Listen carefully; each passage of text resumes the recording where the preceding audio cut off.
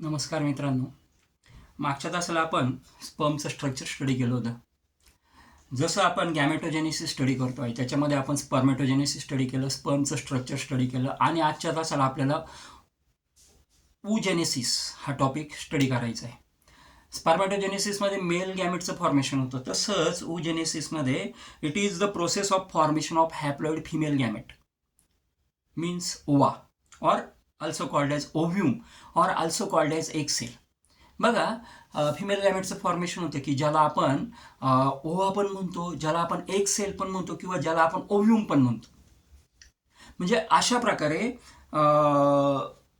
नक्की female गॅमेटचं formation कशा पद्धतीने होतं, मायटोसिस मिओसिस कशा पद्धतीने होतं त्या सेल्स फॉर्म होताना, याचा स्टडी आजच्या तासाला आपल्याला करायचं आहे. 3 मार्काला विचारलं जातं, 2 मार्काला विचारलं जातं. मग ज्या स्टेप्स स्पर्मेटोजेनेसिसमध्ये फॉलो झाल्या त्या स्टेप इथं पण फॉलो होत आहे.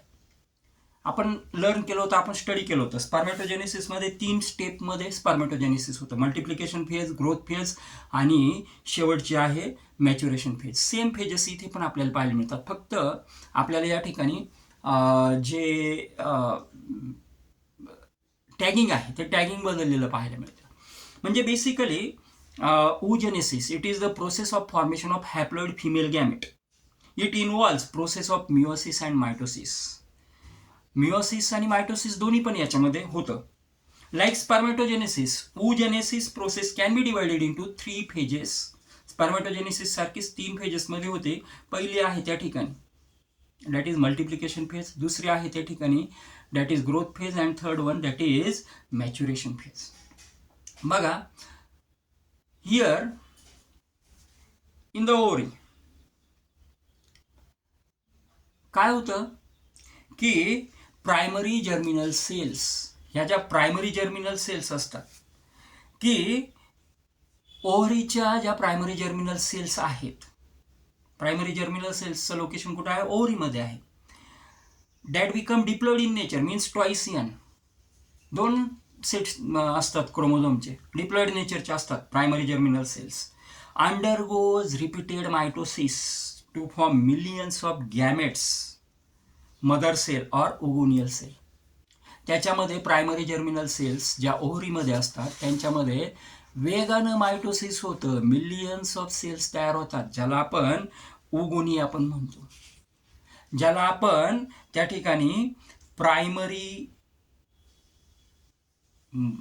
गॅमेट मदर सेल पण म्हणतो किंवा त्याला आपण ओगोनियल सेल पण म्हणतो. मग ह्या ज्या ओगोनिया तयार होतात, अगेन ह्या ओगोनिया सुद्धा मल्टिप्लिकेशन फेजमध्ये तयार होणाऱ्या ओगोनिया ह्या सुद्धा कशा असतात? ट्वाइसियन असतात, म्हणजे डिप्लॉइड नेचरचे असतात. बघा, पहिल्या फेजमध्ये प्रायमरी जर्मिनल सेल्स कुठे असतात? ओव्हरीमध्ये असतात. त्यांच्यामध्ये सतत सतत सतत सतत काय होतं तर त्यांच्यामध्ये सतत सतत सतत मायटोसिस होत राहतं, वेगाने मायटोसिस होतं आणि त्यापासून तयार होणाऱ्या ज्या सेल्स आहे that become known as oogonia. त्यांना आपण ओगोनिया म्हणतो. ओगोनिया सुद्धा डिप्लॉइडच असतात. Oogonia are always diploid cells. Then यानंतर ह्या ज्या ओगोनिया असतात, या ओगोनियापैकी some of the oogonia stops division and begin to increase in size and forms primary oocytes. या ज्या ओगोनिया मिलियन्समध्ये तयार झाल्या यांच्यामधल्या काही ओगोनिया आता दुसऱ्या फेजमध्ये जाणार आहे. दुसरी फेज आहे ग्रोथ फेज. ग्रोथ फेज इथं सुरू होणार आहे. यापैकी काही oogonia they stops mitosis and undergoes growth phase. Size त्याची इन्क्रीज व्हायला लागते, वाढायला लागतं. दे अंडरगोज ग्रोथ फेज. त्या ठिकाणी ग्रो व्हायला सुरुवात होते अँड फॉर्म्स प्रायमरी ओसाइट. आणि त्यापासून ज्या सेल तयार होतात त्या सेलला आपण त्या ठिकाणी प्रायमरी ओसाइट म्हणतो. ज्या ओगोनिया तयार झाल्या आहे, some of the oogonia stops mitosis and undergoes growth phase, they develop as primary oogonia. In the growth phase, आता दुसरी फेज सुरू झालेली मित्रांनो. ग्रोथ फेजमध्ये काय होणार आहे? प्रायमरी ओसाइट्स, अगेन ह्या अजून सुद्धा प्रायमरी ओसाइट जरी आहे तरी त्या सुद्धा डिप्लॉइडच आहे. Primary oocytes undergoes meiosis 1. Primary oocyte आता मात्र मायटोसिस होणार नाही, आता मिओसिस होतंय.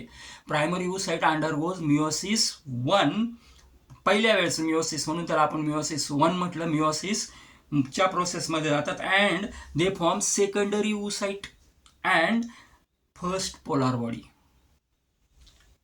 बघा, 2 सेल तयार होणार तिथं मिओसिस 1 मध्ये. त्याच्यापैकी एक असतो प्रायमरी oocyte पासून तयार होणार secondary oocyte that become haploid in nature. आता सेकंडरी oocyte आहे, याला टॉईस एनने डिनोट करणार नाही आपण, याला फक्त एनने डिनोट करणार. It become haploid in nature, haploid नेचरचे आहे. अँड सेकंड पोलार बॉडी, कारण ओवा एकच तयार होणार आहे. ओवा खूप हजारोंच्या संख्येने ओवा तयार होणार नाही, एकच तयार होणार आहे. म्हणून जी सेकंडरी oocyte आहे की जिच्यामध्ये जी पुढे जाऊन ओवा म्हणून डेव्हलप होणार आहे, ती सेकंडरी oocyte तयार होते मिओसिस 1 मध्ये. आणि एक अजून जी सेकंड सेल तयार होते तिला आपण पोलार बॉडी म्हटलं, की जी ओवा म्हणून डेव्हलप होणार नाहीये. देन पुढच्या फेजमध्ये एंट्री होणार आहे. पुढची फेज आहे आपली कोणती फेज, तर पुढची फेज आहे आपली maturation phase. Again in the maturation phase second meiosis starts, meiosis 2 start. The secondary oocyte and polar bodies undergoes meiosis 2. Again, secondary oocyte gives 2 cells. First cell that is considered to be ovum and second become polar body. And polar cell or polar body, it again it also undergoes meiosis. Meiosis मध्येच जाते. त्यामुळे it gives rise to 2 cells. Second polar body पासून सुद्धा 2, म्हणजे total final किती sale तयार झाल्या, 4. Secondary oocyte, secondary oocyteला आपण त्या ठिकाणी सेकंडरी oocyte मध्ये जे काही डिवायडेशन झालं त्यापासून 2 सेल तयार झाले. त्यातली जी पहिली होती तिला आपण ओव्ह्यूम म्हटलं, तो कम्प्लिटली डेव्हलप ओवा आहे. दुसरी पोलार बॉडी झाली. आणि इकडे जी सेकंडरी oocyte बरोबर सेकंडरी oocyte बरोबर जी पोलार बॉडी तयार झाली, त्या पोलार बॉडीमध्ये पण मिओसिस झालं आणि त्यापासून 2 पोलार बॉडीज तयार झाल्या. टोटल 3 पोलार बॉडीज आणि एक ओव्ह्यूम त्या ठिकाणी तयार झालेला आपल्याला पाहायला मिळतो. मॅकॅनिझम सिंपल आहे, पण कधी सिंपल आहे, डायग्राम काढली व्यवस्थित, डायग्राम लक्षात घेतली तरच मॅकॅनिझम सिंपल आहे. प्रायमरी जर्मिनल सेल्स ओव्हरीमध्ये असतात. बघा, process of formation of haploid female gamete is non as oogenesis. It takes place in 3 phases: multiplication phase, growth phase, maturation phase. Primary germinal cells multiplication फेजमध्ये काय explanation लिहिणार, primary germinal cells ज्या ओव्हरीमध्ये असतात त्यांच्यामध्ये सातत्याने मायटोसिस होतं. ह्या सेल्स डिप्लॉइड नेचरच्या असतात. आता सेकंड ग्रोथ फेजमध्ये या ज्या हे जे उगोनिया मायटोसिसहून उगोनिया तयार होतात, त्यातले काही उगोनिया डेव्हलप व्हायला सुरुवात होते, त्यांच्यामध्ये मायटोसिस थांबतं आणि त्याला आपण प्रायमरी oocyte म्हणतो. ही प्रायमरी oocyte मध्ये मिओसिस होतं, 2 सेल तयार होतात, सेकंडरी oocyte आणि त्या ठिकाणी पोलार बॉडी. आता या सेकंडरी oocyte मध्ये आणि पोलार बॉडी जी तयार झाली, इथं कोणती ग्रोथ फेज कंप्लीट झाली. आता तिसरी फेज चालू होते. तिसरी फेज आहे मॅच्युरेशन फेज. या मॅच्युरेशन फेजमध्ये सेकंडरी oocyte मध्ये मिओसिस होऊन, ज्याला सेकंड मिओसिस आहे, होऊन ओव्ह्यूम तयार होतो आणि एक पोलार बॉडी तयार होते. आणि दुसरी जी पोलार बॉडी तिच्यापासून 2 पोलार बॉडी तयार होतात, म्हणजे टोटल 3 पोलार बॉडी तयार झाल्या आणि एक ओव्ह्यूम तयार झाल्या. अशा पद्धतीने the process of oogenesis completed. Simple आहे. 3 स्टेप आहे, 2 पॉईंट आले पाहिजे, डायग्राम फक्त लक्षात ठेवली पाहिजे. ओके, म्हणजे महत्त्वाचा क्वेश्चन आहे मुलांना. तुम्हाला डायग्राम रेफर करावी लागेल, डायग्राम तुम्हाला बघावी लागेल, बुकमध्ये व्यवस्थितपणे डायग्राम काढा. डायग्रामसुद्धा विचारली जाते बऱ्याच वेळेला. पुढच्या पॉईंटचा स्टडी आपण स्ट्रक्चर ऑफ सेकंडरी oocyte येणाऱ्या व्हिडिओमध्ये करू, येणाऱ्या लेक्चरला करू. Thanks to all of you.